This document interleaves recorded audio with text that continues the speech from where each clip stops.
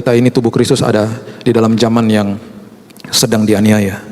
Kenapa kita terbangun kemarin? Karena aniayanya bentuknya sudah dekat dengan tubuh. Kita dibuat dari 3 elemen, tubuh, jiwa, dan roh. Dan selama ini sebenarnya kita sudah dianiaya. Jiwa kita ini sudah dianiaya. 2 Petrus mengatakan, apabila engkau tidak menjaga pendengaran dan penglihatanmu, jiwamu yang benar itu akan tersiksa.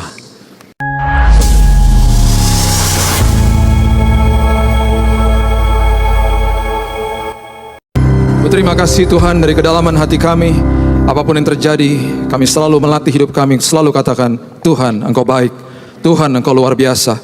Walaupun dalam pergumulan proses kehidupan yang berat, selalu kami katakan Engkau indah bagi kami. Ajar kami Tuhan untuk senantiasa melihat apa yang tidak kelihatan. Ajari kami, mata rohani kami dibukakan oleh Tuhan, melihat kepastian demi kepastian yang terbentang bagi kami di masa depan kami. Mengucap syukur Tuhan buat kehidupan saat ini. Kami berterima kasih, kami hidup di dalam rancangan Tuhan. Kami mengucap syukur karena kami mengenal Engkau sebagai juru selamat kami. Dan kami mau terus belajar, terus dirubahkan Tuhan. Dan kami percaya kami akan menjadi alat-alat Tuhan yang luar biasa, mengkolonisasi bumi, menularkan budaya kerajaan surga dimanapun kami berada. Kami sambut firman kehidupan hanya di dalam satu nama, Yesus Kristus Tuhan kami. Kami berdoa dan mengucap syukur. Kita sama-sama katakan amin. Haleluya. Silakan duduk. Shalom. Oke. Ini adalah sesuatu yang tidak mudah untuk bagikan firman di saat-saat seperti ini. Saya masih merasakan apa yang saudara rasakan, dan kami semua di Indonesia juga merasakan hal yang sama. Dari kejadian 3 minggu lalu, saya juga ada di sini bersama-sama dengan saudara. Saya ada di kota Surabaya, dan malahan hari Sabtu malamnya saya diundang berkhotbah di GPPS. Ada ibadah dewasa muda di sana dengan beberapa teman-teman dari STT di tempat itu. Kami beribadah malam, sempat bertemu dengan beberapa petugas di depan yang keesokan harinya, paginya, menjadi korban daripada bom itu. Di hari Minggu sempat saya melewati jalan di Ponorogo. Beberapa menit setelah kami lewati jalan itu, bom yang berikutnya juga meledak di sana. Saya nggak dengar karena low explosion, tidak begitu besar. Dan kami pergi ke tempat ibadah. Setelah selesai ibadah pertama, saya baru tahu. Karena handphone saya matikan, saya baru tahu karena ada jemaat di belakang saya katakan, Pak, tolong didoakan, Surabaya dibom, ada beberapa gereja dibom. Saya langsung buka HP saya, ada 40 miss call, kebanyakan dari istri saya pastinya. Dari anak saya yang ada di luar negeri juga dia katakan, Dedi di mana? Teman-teman saya yang tahu saya di Surabaya tanya, kamu di mana? Mama saya dan lain sebagainya. Saya jawab, saya broadcast, saya bilang, I'm okay, saya okay. Tapi gimana pun juga sebagai manusia, lutut saya bergetar juga, karena saya merasa teror dekat sekali dengan hidup. Hari itu seperti kita ketahui, kota ini menjadi kota mati. Saya tidak bisa majukan pesawat saya, flight saya untuk pulang. Saya tetap ambil pesawat yang jam 20.50 malam, 20.50 malam. Dan sore hari sempat pergi ke TP untuk makan malam, sepi, nggak ada orang. Jam 7.30 saya sampai di Terminal 1. Teman yang mengantar saya ke sana telepon saya ketika saya sudah masuk, dia bilang, puji Tuhan kamu sudah sampai, karena saya udah nggak bisa balik. Saya stuck di sini karena jalan tol ditutup, karena ditemukan bom di Rusunami dekat Sidoarjo. Di lounge di mana saya biasanya selalu duduk di situ, biasanya jam 7.30 malam itu makanan sudah habis, malahan ya hampir setengah habis lah ya. Di malam hari itu makanannya masih full, nggak ada satupun yang makan karena orang stres. Begitu banyak orang di Terminal 1, sepertinya hening, nggak ada yang bicara. Semuanya nonton televisi, semuanya lihat HP, baca news. Begitu mencekam keadaannya. Saya tunggu boarding, puji Tuhan pesawat on time sampai di Halim jam 10 malam. Biasanya istri saya tunggu di mobil kalau jemput. Ini dia tunggu di pintu kedatangan. Saya keluar dari pintu kedatangan, saya juga kaget lihat dia di situ. Dia peluk saya seperti dia nggak pernah peluk saya sebelumnya. Sampai-sampai di mobil saya bilang, enak juga dipeluk kayak gitu ya. Apakah harus ada teror sampai dipeluk kayak gitu? Saya sempat bilang sama dia, jangan kasih tahu sama anak kami yang kedua, karena saya nggak mau dia dapat informasi salah, dia jadi khawatir. Biarkan saya kasih tahu sama dia besok pagi. Hari Senin pagi saya sengaja bangun pagi, habis mesbah keluarga kami sebelum dia berangkat sekolah, saya duduk sama-sama dia. Anak yang masih 11 tahun. Saya minta hikmat sama Tuhan. Tuhan, saya nggak punya pengalaman untuk memberitahu anak saya tentang kondisi negaranya. Ayah saya nggak pernah kasih tahu sama saya bahwa negara ini dalam keadaan bahaya, kamu harus doakan negara ini dan lain sebagainya. Nggak pernah. Saya bilang sama Tuhan, Tuhan berikan saya hikmat supaya saya bisa berkata-kata yang pas bagi anak ini. Saya kasih tahu sama dia, saya bilang kamu harus berdoa, doamu penuh dengan kuasa. Dan hari-hari selanjutnya hati saya makin hancur ketika mendengar berita-berita yang terus develop, berita-berita yang mengatakan bahwa ada beberapa anak-anak yang meninggal juga dalam peristiwa ini. Saya bilang sama Tuhan, saya sedang menulis buku yang judulnya Pengertian tentang Berkat. Saya bilang, Tuhan, di dalam, sebentar kita belajar, berkat itu ada hubungannya dengan aniaya. Tubuh Kristus sedang dianiaya. Saya bilang, Tuhan, darah orang-orang martir itu paling tidak bagi saya. Paling tidak bagi saya. Saya mau mengambil sebuah keputusan. Saya bilang, Tuhan, bulan Juni ini saya tidak mau kerja. Saya sudah bilang sama staf saya di kantor, saya tidak akan masuk kantor. Saya akan selesaikan buku saya bulan Juni. Paling tidak ada sesuatu yang bisa saya keluarkan untuk meluruskan paradigma-paradigma yang salah. Karena ini kita ini tubuh Kristus ada di dalam zaman yang sedang dianiaya. Kenapa kita terbangun kemarin? Karena aniayanya bentuknya sudah dekat dengan tubuh. Kita dibuat dari 3 elemen, tubuh, jiwa, dan roh. Dan selama ini sebenarnya kita sudah dianiaya. Jiwa kita ini sudah dianiaya. 2 Petrus mengatakan, apabila engkau tidak menjaga pendengaran dan penglihatanmu, jiwamu yang benar itu akan tersiksa. Bukankah selama ini jiwa kita, pikiran, emosi kita, dan semua kehendak keputusan sudah dipengaruhi dengan sosial media, dengan televisi, smartphone, dan lain sebagainya, internet. Kita sebenarnya sudah tersiksa jiwa kita. Kita membiarkan mata, telinga kita melihat, mendengar hal-hal seperti ini. Tapi ketika aniaya mendekati tubuh, nyawa, kita mulai terbangun. Saya percaya di balik ini semuanya ada kemuliaan Tuhan yang luar biasa, khususnya bagi kota Surabaya. Saudara harus tahu, saudara adalah komunitas Kristen terbesar menurut data setelah Jakarta. Dan saya percaya di balik ini semuanya ada rencana Tuhan yang begitu dahsyat dalam hidup saudara dan saya, dan juga tubuh Kristus di Indonesia. Dan harus diluruskan, dan ini harus dimengerti dengan baik dan benar, karena Yesus sudah ajarkan. Yesus sudah ajarkan dari awalnya. Dia sudah tahu bahwa sebentar lagi secara fisik dia sudah tidak ada lagi bersama-sama dengan tubuh Kristus, dengan dunia. Dan oleh sebab itu kita ini tubuh Kristus jadi bumpernya dia. Jadi kalau orang mau lihat Yesus, ya lihatnya kita, tubuh Kristus. Makanya dia sudah warning dari awal. Dunia menolak aku kok. Dunia menganiaya aku. Nanti ketika aku pergi, itu akan terus jalan. Dan yang dianiaya adalah tubuhku. Karena aku sudah tidak terlihat secara fisik. Yang dunia lihat adalah saudara dan saya. Tapi di balik itu semuanya ada sebuah pesan yang luar biasa. Dia sudah warning, dia sudah kasih tahu. Saya tidak pernah berpikir bahwa kita akan hidup di dalam zaman ini. Karena waktu dulu sepertinya kok enak-enak aja gitu. Kok sekarang ada di dalam zaman ini. Tapi saya mengucap syukur karena berarti Tuhan punya rancangan dan rencana yang indah. Jangan pernah menyesal saudara dilahirkan di Indonesia. Mengucap syukur dan terus doakan dan lakukan sesuatu bagi Indonesia. Kita ditempatkan di tempat ini, kita ditempatkan di kota Surabaya, dimanapun kita ditempatkan Tuhan. Itu gak kebetulan. Keluarga di mana kita dilahirkan itu juga tidak kebetulan. Semuanya sudah Tuhan rancangan yang terbaik bagi saudara dan saya. Firman Tuhan mengatakan begini, Yohanes 15 ayat 18 dan 19. Jikalau dunia membenci kamu, ingatlah bahwa ia telah lebih dahulu membenci aku daripada kamu. Sekiranya kamu dari dunia, tentulah dunia mengasihi kamu sebagai miliknya. Tetapi karena kamu bukan dari dunia, melainkan aku telah memilih kamu dari dunia, sebab itulah dunia membenci kamu. Tuhan sudah kasih tahu. Dia sudah kasih tahu. Kemudian diajarkan yang lebih detail lagi. Dan itu harus kita mengerti. Kenapa? Yang diajarkan itu penting supaya betul-betul tubuh Kristus mengerti. Saudara dan saya sedang ada di dalam sebuah perahu kehidupan. Perahu kehidupan itu ketika kita mengerti firman Tuhan pasti lawan arus. Pasti lawan arus. Ketika kita lawan arus, anggap saja saudara ada di dalam sebuah perahu yang sedang lawan arus. Saudara tidak mungkin kalau nggak mendayung. Karena kalau tidak mendayung, walaupun fokusnya sudah benar, arusnya ke sana, saudara menghadap ke sana, mengikuti kebenaran firman, lama-kelamaan pasti akan terbawa arus. Mau tidak mau kita harus mendayung. Dan seringkali di dalam perahu kehidupan itu ketika kita sedang mendayung, kita mendayung dengan tangisan. Kita mendayung firman Tuhan katakan dianiaya, dicela, dicemooh dan lain sebagainya. Difitnah malahan firman Tuhan katakan. Dan justru ada sebuah kebenaran yang Tuhan katakan di dalam proses itu. Buka bersama-sama saya di Matius pasal yang kelima ayat yang ke-9 mengatakan begini. Matius pasal yang kelima ayat yang ke-9. Kata pertama adalah kata berbahagialah. Kata berbahagialah itu arti katanya adalah makarios. Makarios itu di dalam perjanjian baru itu sangat similar atau sangat sama dengan kata-kata yang diterjemahkan di dalam perjanjian lama yang bunyinya barak atau esher dari terjemahan Ibrani. Tiga kata ini, barak, esher, dan makarios adalah tiga kata yang menjelaskan tentang kata berkat di dalam firman Tuhan. Tidak ada satupun yang esensinya atau artinya adalah materi. Tidak ada. Kalaupun ada materi di perjanjian lama, itu hanya unsur dari sebuah rancangan Tuhan.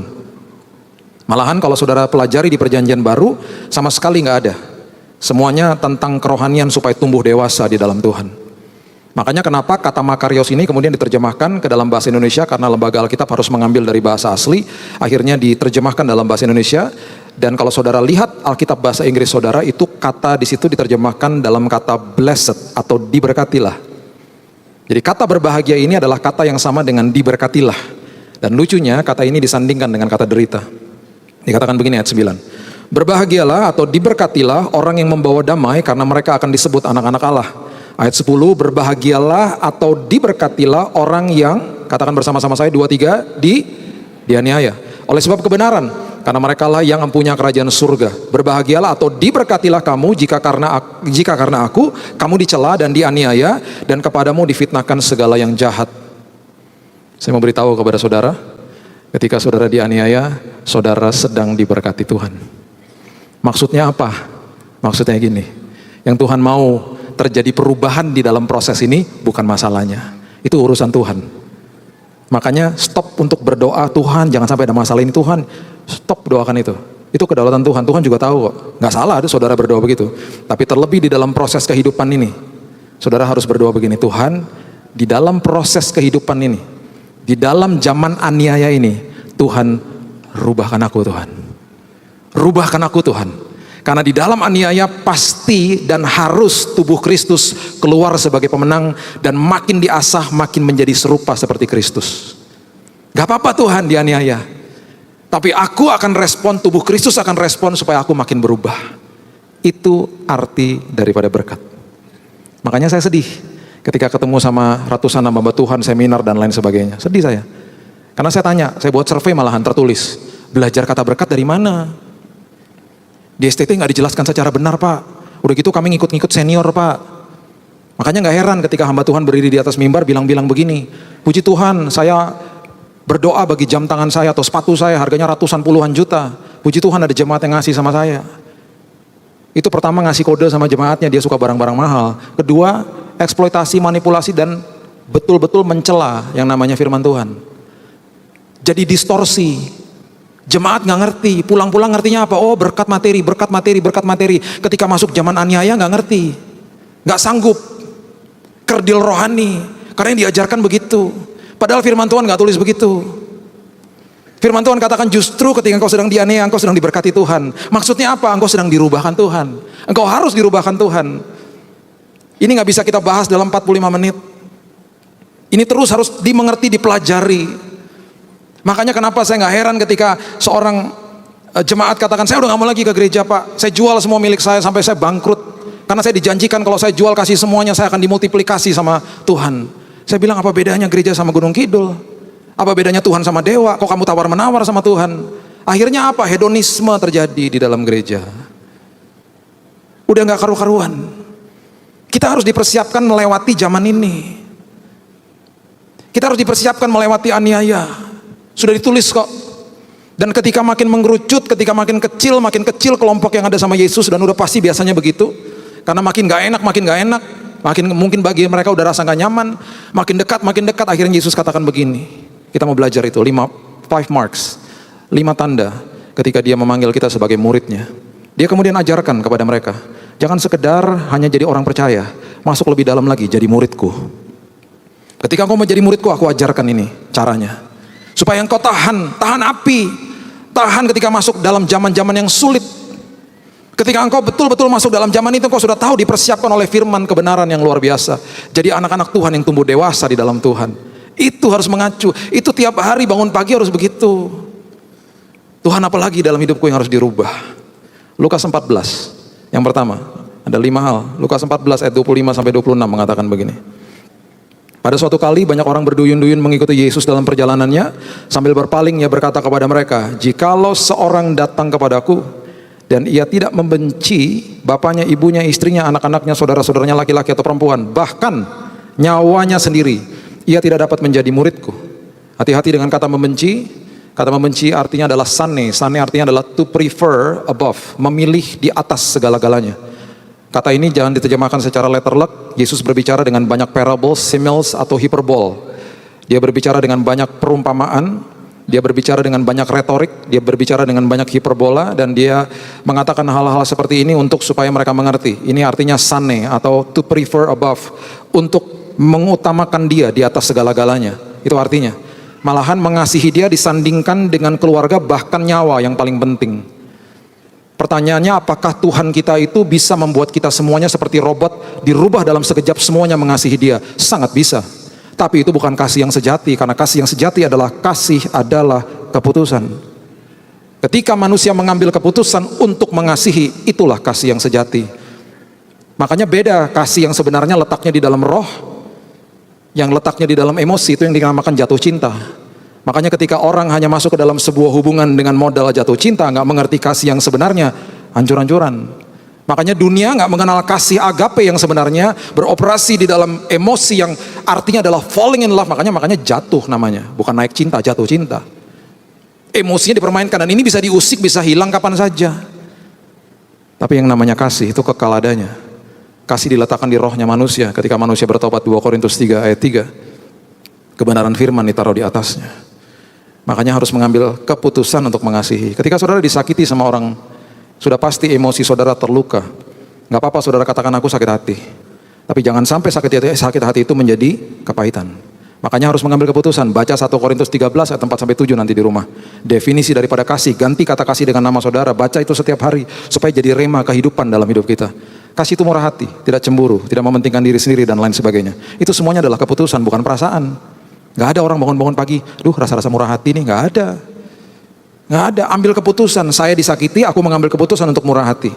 Supaya kasih yang diletakkan di roh itu lambat laun menguasai jiwa. Makanya pembaharuan budi, pembaharuan jiwa itu tidak terjadi langsung, berkala, progresif. Roma 12. Itu harus diperkatakan hari lepas hari. Makanya ketika datang kepada Tuhan, mengambil keputusan, Tuhan aku mengasihi Engkau. Aku mengambil keputusan untuk mengasihi Engkau. Lukas 24 ayat 13, ada sebuah cerita yang luar biasa. Ini pernah kita singgung sedikit di Jumat Agung. Ada satu kata yang saya mau keluarkan dari kalimat-kalimat ini supaya saudara mengerti. Lukas 24 ayat 13. Pada hari itu juga 2 orang murid-murid Yesus pergi ke sebuah kampung bernama Emmaus, terletak kira-kira 7 mil jauhnya dari Yerusalem. Mereka bercakap-cakap tentang segala sesuatu yang telah terjadi. Ketika mereka sedang bercakap-cakap dan bertukar pikiran, datanglah Yesus sendiri mendekati mereka, lalu berjalan bersama-sama dengan mereka. Tetapi ada sesuatu yang menghalangi mata mereka sehingga mereka tidak dapat mengenal dia. Bayangkan jalan sama-sama Yesus, ya udah pasti mungkin gak fokus sama Yesus, fokus sama jalannya, ya gak lihat Yesus akhirnya. Sibuk dengan kesibukan mereka. Dan ini yang luar biasa, ayat 27, saya ingin sekali ada di dalam posisi seperti ini, ayat 27. Lalu ia menjelaskan kepada mereka apa yang tertulis tentang dia dalam seluruh kitab suci, mulai dari kitab-kitab Musa dan segala kitab nabi-nabi. Ini ada sebuah pelajaran sekolah Alkitab singkat secara komprehensif diajarkan sama Yesus ketika mereka sedang berjalan. Luar biasa. Nah ini yang dahsyat, ayat 28 dikatakan begini. Mereka mendekati kampung yang mereka tuju, lalu Yesus berbuat seolah-olah hendak meneruskan perjalanannya. Seorang Tuhan loh, seorang Tuhan yang dahsyat, yang luar biasa, bangkit mengalahkan kematian. Dalam ayat ini mengatakan bahwa dia tidak akan paksa manusia.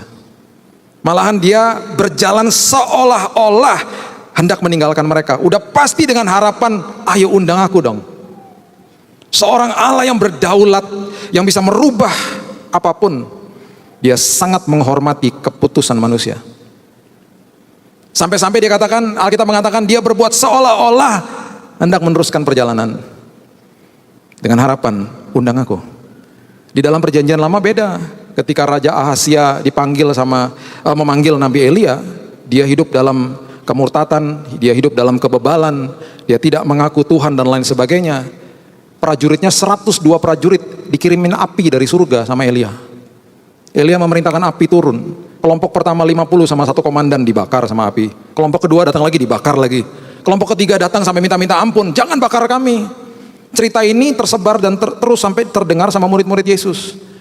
Makanya ketika mereka mau masuk ke Samaria, orang Samaria menolak Yesus, murid-muridnya bilang begini, Tuhan kirimin aja api dari surga, bakar aja mereka.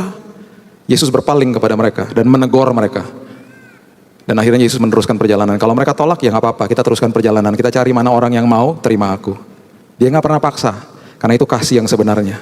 Kasih yang sejati mengambil keputusan untuk itu. Dan akhirnya ayat 29 mengatakan begini, tetapi mereka sangat mendesaknya, katanya tinggallah bersama-sama dengan kami sebab hari telah menjelang malam, matahari hampir terbenam. Lalu masuklah ia untuk tinggal bersama-sama dengan mereka. Waktu ia duduk makan dengan mereka, ia mengambil roti mengucap berkat, lalu memecah-mecahkannya dan memberikannya kepada mereka. Ketika itu terbukalah mata mereka dan mereka pun mengenal dia, tetapi ia lenyap dari tengah-tengah mereka. Cepet, dia cuma mau dilihat aja.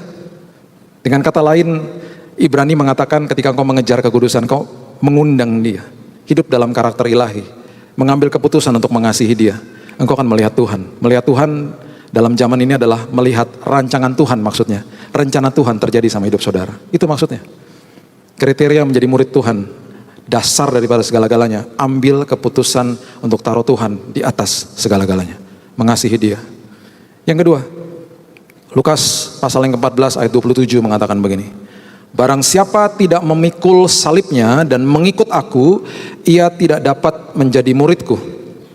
Memikul salib itu artinya adalah stauros. Stauros artinya adalah mati. Mati secara daging. Saya sadar poin ini tidak akan bisa dilakukan manusia secara sempurna. Oleh sebab itu kita terus latihan, terus mengingatkan daging ini tiap hari.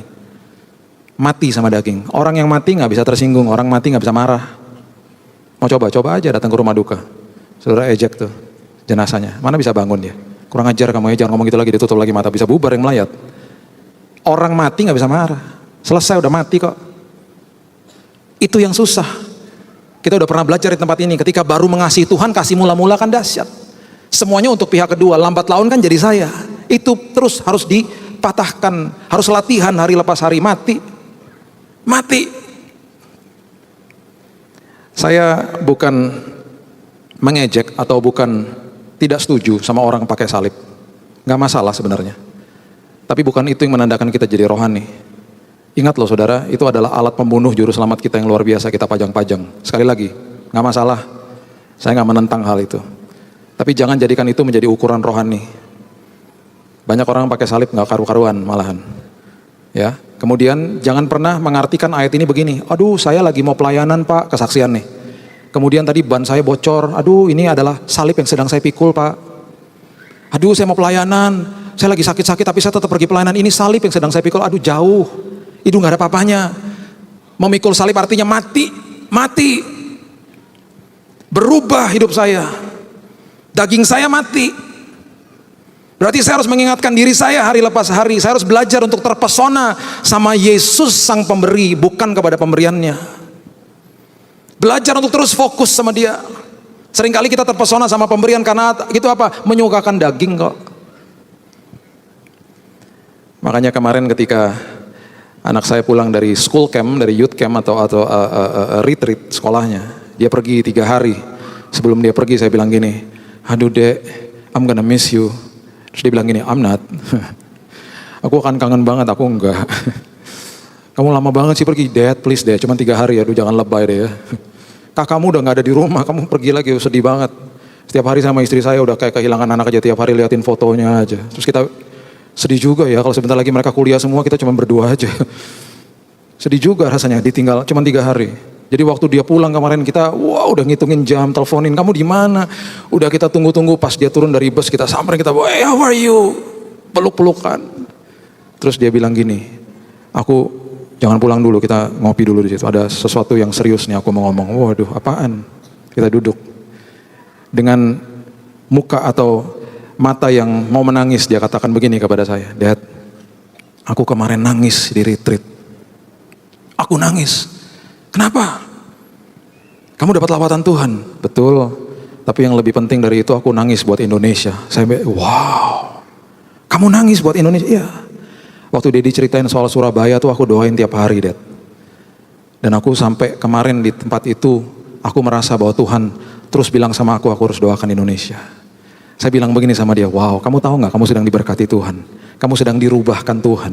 Sampai kamu punya beban seperti itu untuk doakan Indonesia. Kamu makin jadi dewasa di dalam Tuhan. Makanya saudara, nggak apa-apa kita dianiaya. Kita sedang diberkati sama Tuhan. Tubuh Kristus sedang dirubahkan sama Tuhan. Menjadi dewasa di dalam Tuhan. Makanya jangan terkesima sama pemberiannya. Terkesima sama Yesusnya. Waktu orang kusta disembuhkan. 10 orang kusta disembuhkan.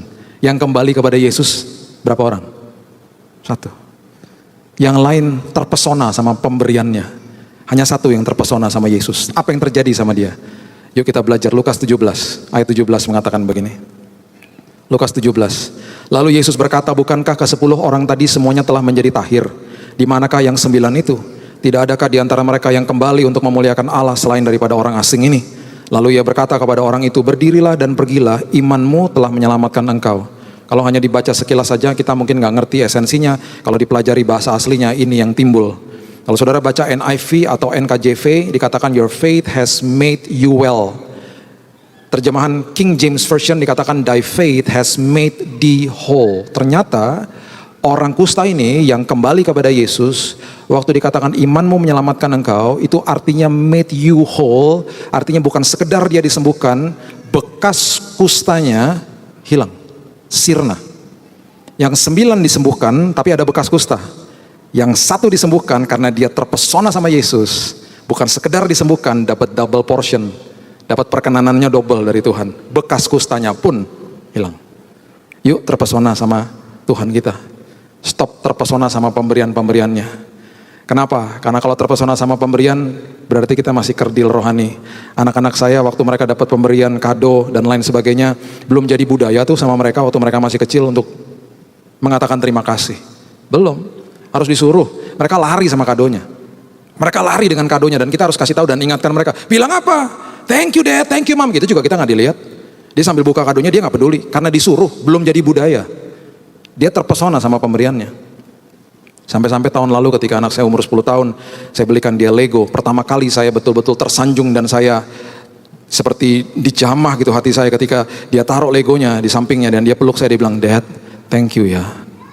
Saya bilang, wow, oke, thank you, you're welcome. Saya kaget dibilangin thank you sama dia. Dan kemudian dia mulai proses, dia mulai berpikir, ini belinya kan pakai uang. Jadi dia harus kerja berapa lama sampai bisa beli itu. Dia mulai mikirnya harganya berapa. Kemudian saya teringat lagi sama waktu dia masih umur 5 tahun, dia pernah pulang sama omanya ajak dia ke ATM dan saya dikasih tahu sama dia, Dad, kalau Dedi perlu uang, Dedi pergi ke tuh namanya ATM.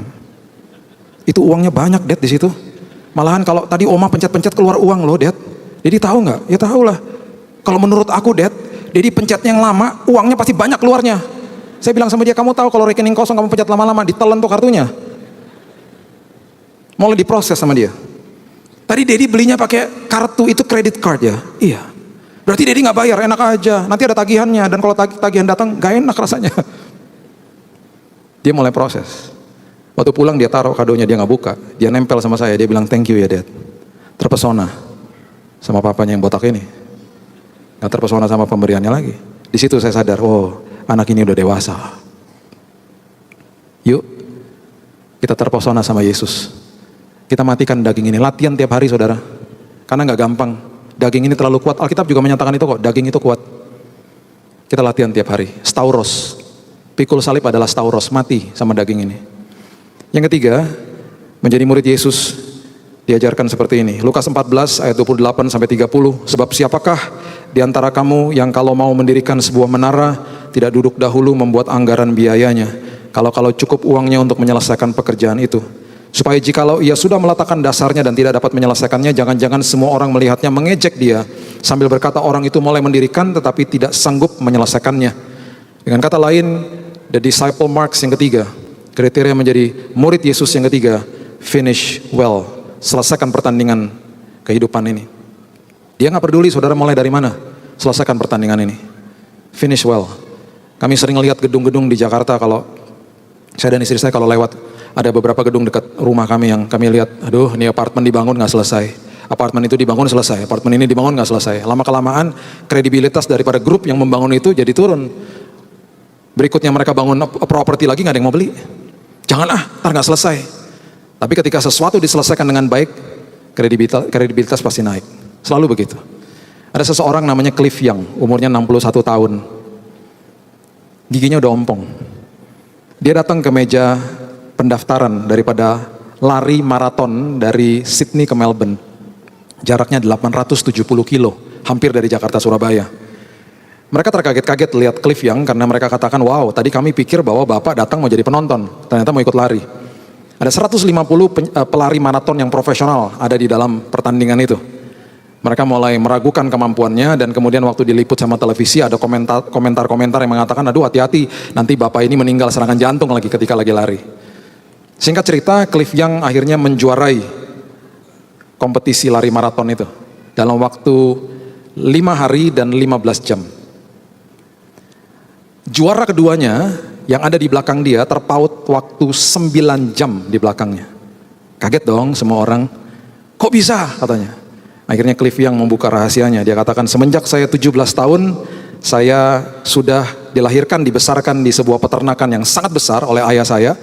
Besarnya hampir 800 hektar. Dan kami memiliki 2000 domba. Kami tidak punya kuda, kami tidak punya anjing untuk mengumpulkan domba-domba itu.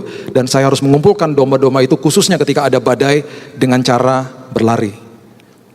Bisa kadang-kadang memakan waktu 2 hari, 3 hari kadang-kadang. Untuk sampai mereka terkumpul semuanya. Jadi kaki dan betisnya itu sudah terlatih. Memang waktu dia lari, larinya lucu gayanya. Dan itu disebut the Cliff Shuffle. Dan itu akhirnya diadopsi sama pelari-pelari maraton pada saat itu. Mereka baru ngerti, oh begitu toh kuncinya. Akhirnya dia menjadi nama yang luar biasa karena finish well. Selesaikan pertandingan ini dengan baik dan benar. Yang keempat, Lukas 14 ayatnya yang ke-31 sampai 33 mengatakan begini. Atau raja manakah yang kalau mau pergi berperang melawan raja lain tidak duduk dahulu untuk mempertimbangkan apakah dengan 10.000 orang ia sanggup menghadapi lawan yang mendatanginya dengan 20.000 orang. Jikalau tidak, ia akan mengirim utusan selama musuh itu masih jauh untuk menanyakan syarat-syarat perdamaian. Demikian pula lah tiap-tiap orang di antara kamu yang tidak melepaskan dirinya dari segala miliknya tidak dapat menjadi muridku. Dengan kata lain ini ayat berbicara soal berserah. Kalau nggak sanggup lihat pasukan begitu banyak, ya menyerahkan diri aja, maksudnya itu.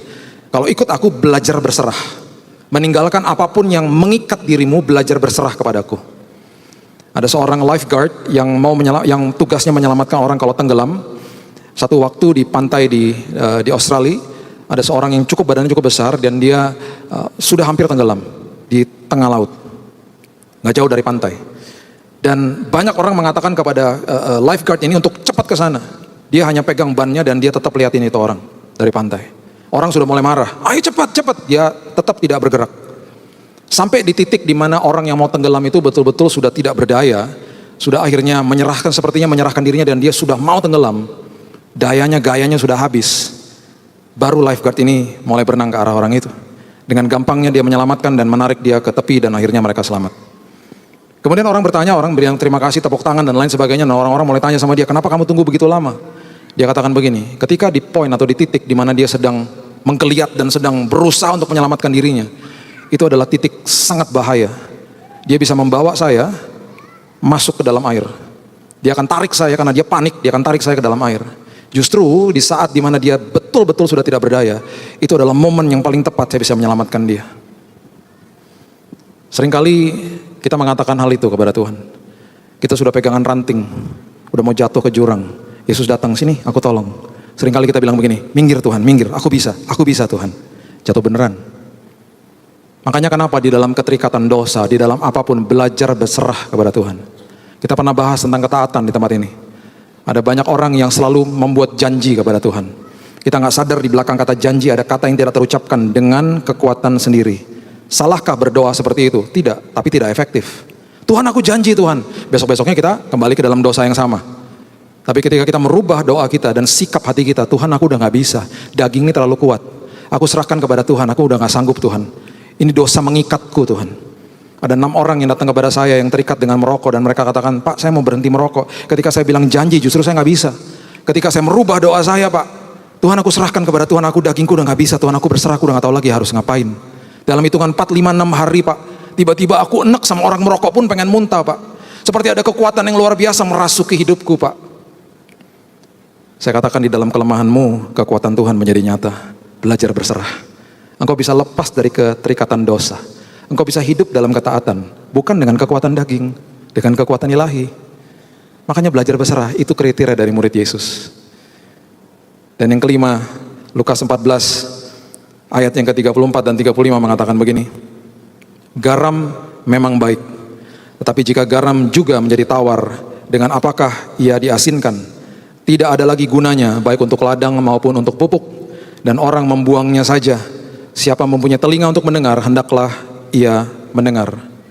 Garam, salah satu sifatnya adalah mengawetkan. Pada zaman itu nggak ada kulkas, daging harus diawetkan dengan garam. Saudara, kebenaran yang saudara belajar, paradigma kebenaran yang saudara belajar, awetkan itu, teruskan ke generasi berikutnya. Kalau dari saya waktu diperadabkan dengan keputusan harus tulis buku.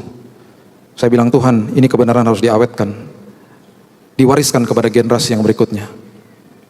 Garam juga sifatnya antiseptik. Zaman dulu orang masuk ke dalam tempat yang seperti sauna panas, atlet-atlet zaman dulu. Mereka mengolesi bagian-bagian yang luka atau bagian yang pegel dan lain sebagainya, ototnya mereka. Itu disembuhkan dengan garam. Dan garam selalu membuat orang nagih. Kalau nggak percaya makan aja keripik asin, pasti nagih. Garam buat nagih. Justru kebenaran yang kita pegang harusnya membuat dunia ini nagih sama kebenaran firman. Mau ketemu sama orang Kristen, mau dapat jawabannya sama tubuh Kristus.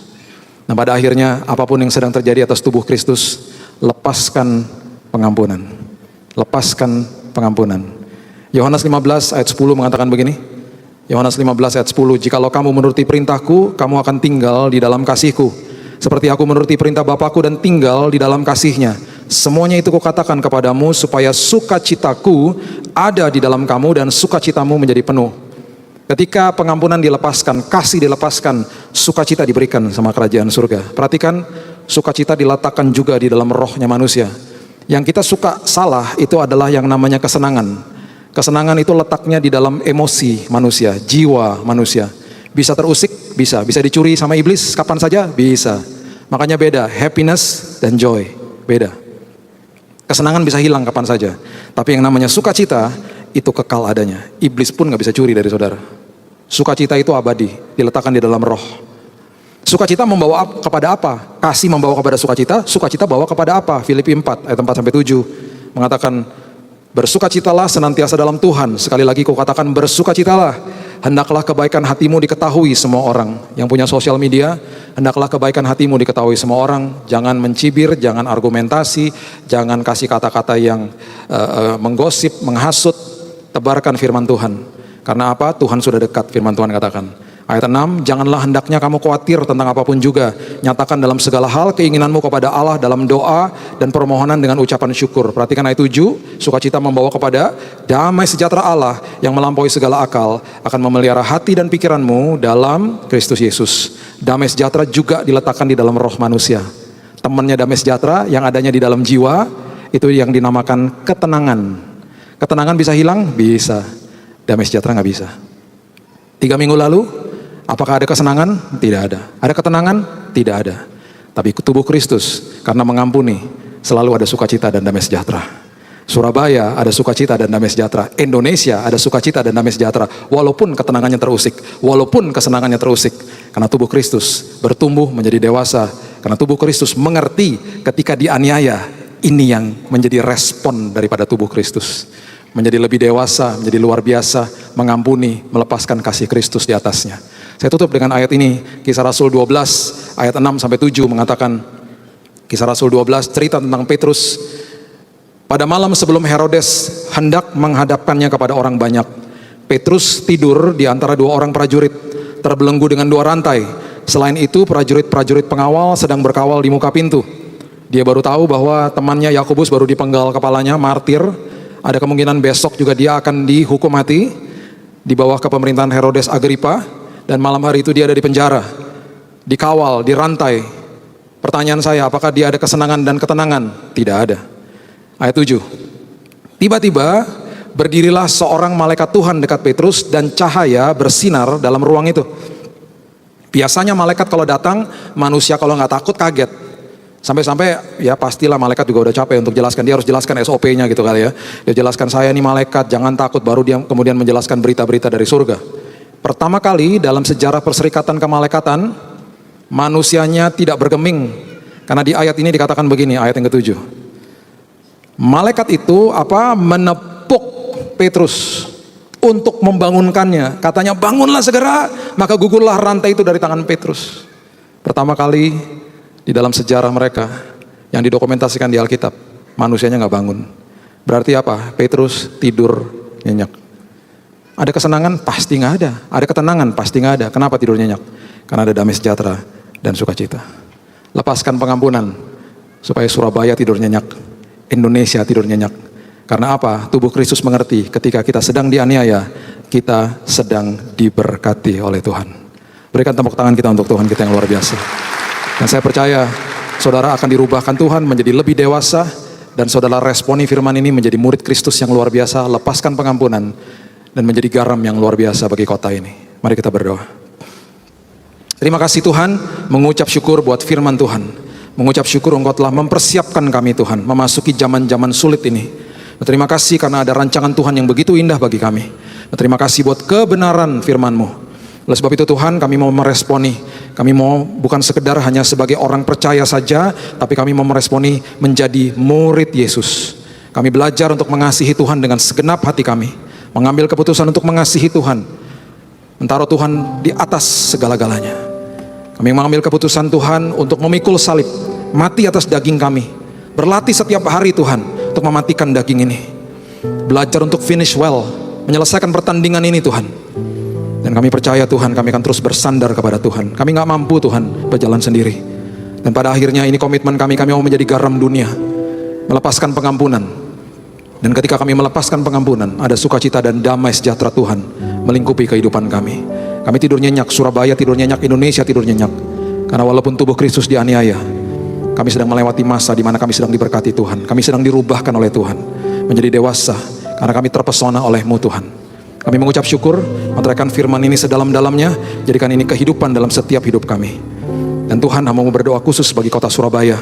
Ada shalom di kota ini Tuhan, ada damai sejahtera, ada sukacita Tuhan yang melingkupi anak-anak Tuhan di tempat ini. Dan di balik ini semuanya Tuhan, ada rancangan Tuhan yang begitu besar bagi kota ini. Dan juga bagi bangsa yang tercinta kami, bangsa Indonesia. Kami sudah menerima firman Tuhan, dan kami akan jadi pelaku-pelaku yang kudus. Hanya di dalam satu nama, Yesus Kristus Tuhan kami sudah berdoa dan mengucap syukur. Kita sama-sama katakan, amin. Tuhan memberkati.